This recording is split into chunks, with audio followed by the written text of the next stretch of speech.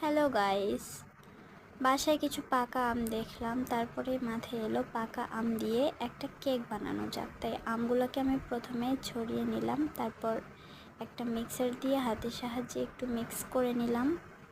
তারপরে চিনি অ্যাড করে আরও ভালোভাবে চিনি আর আমটা মিশিয়ে নিলাম।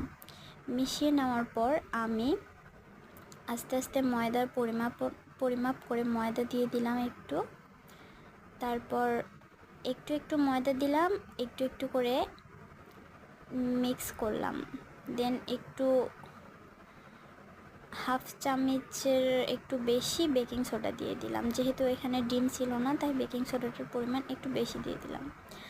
তারপর আমি আরও অবশিষ্ট যেটুকু আটা ছিল সেটুকু দিয়ে ভালোভাবে ম্যারিনেট করে নিলাম। তারপর বাটিতে একটু তেল মাখিয়ে নিয়ে আমি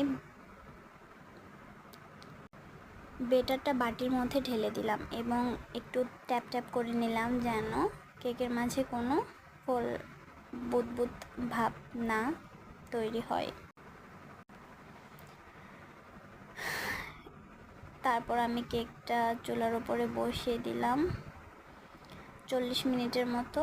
আমি এটা আগুনের চুলাতেই করেছিলাম। আগুনের চুলাতে করে আমার কেকটা ভালোভাবে হয়েছিল এবং নরমও হয়েছিল। কেকটা অনেক ভালো হয়েছিল, খেতে অনেক সুস্বাদু হয়েছিল। তারপর আমি বক্স থেকে বের করে নিলাম এবং কেকটাকে একটু চেক করলাম ঠিকঠাক আছে কি না। দেখলাম কেকটা একদম ঠিকঠাক আছে। তারপরে আমি নামিয়ে নিলাম। কেকটা খেতে অনেক মজা হয়েছিল, অনেক মজা।